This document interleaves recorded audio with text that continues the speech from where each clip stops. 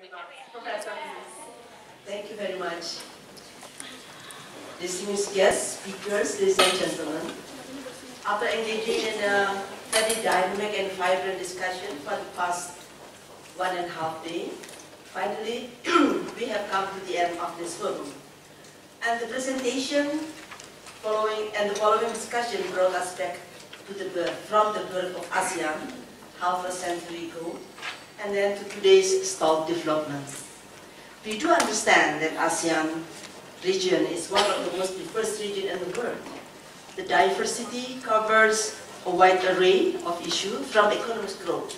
We have differences in the growth stages, in the GDP, to culture, language, religion, democratization, and political as well as legal system.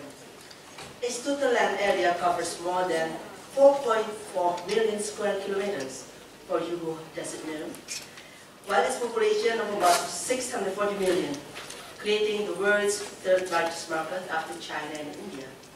If everything goes well, it has predicted ASEAN could be the fourth largest economy in the world. Good news, right? But the but is very long. Data presented to us yesterday, and I saw that many young faces were kind of surprised to hear the history of ASEAN. We also know that conflict and human rights violations are sadly part of the dark history of ASEAN. And worse, they are still in existence, even today in ASEAN, although to somewhat a lesser degree compared to the past, compared to a few decades ago. Hence the question, does the rule-based region similar to a region based on rule of law?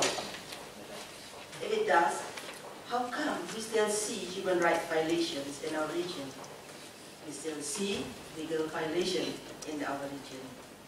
Could it be because ASEAN, when it was established, was not meant to be a human rights-oriented organization?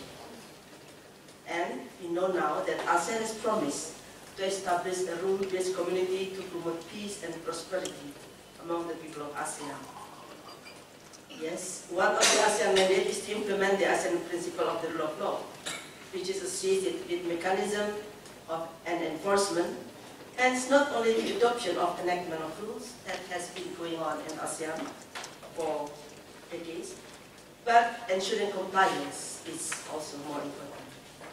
The fact that many legal instruments adopted by ASEAN has not been ratified by all of the members, I think it's a sheer indication of actual disparity among these countries, despite the political consensus when they adopted the instrument. We have enough instruments to promote compliance. Unfortunately, the culture of honoring and implementing the law has been developed. And again, this is also related to the characteristic of our leaders in ASEAN.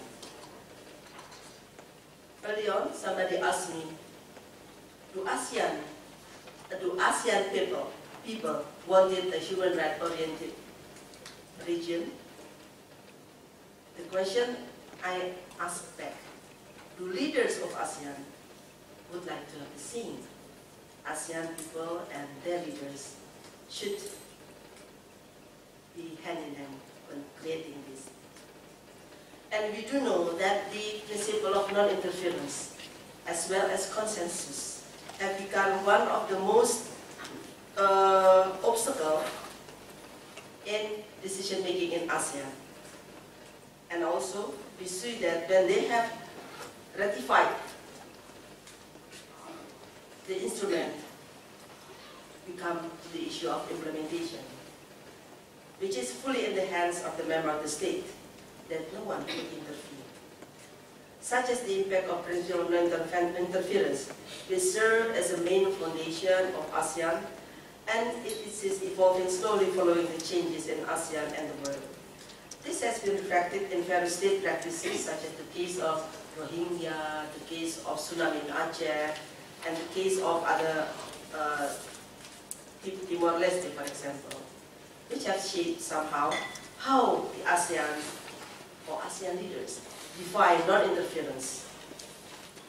Furthermore, we learned also in this forum the existence and contribution of CSO in each ASEAN members, which definitely vary from one country to another. Naturally, the condition also has some impact on the development of social and legal policy development in each country.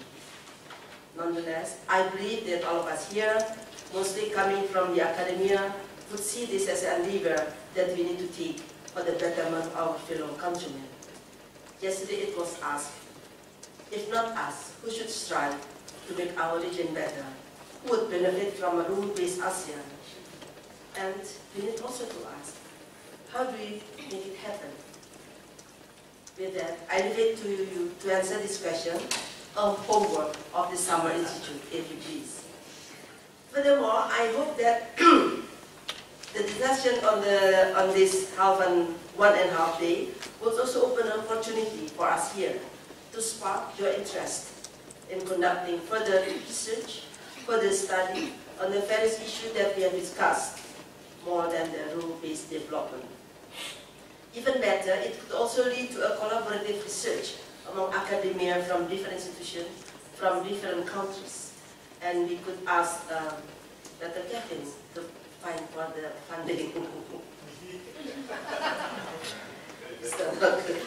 Including with the CSO, with other institutions. Hopefully, our research report could contribute to ASEAN.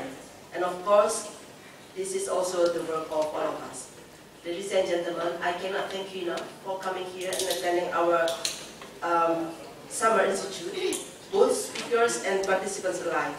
And also to the organizing committee, Olivia, Patricia, Rafi, and Bambang. Could we please give a big hand?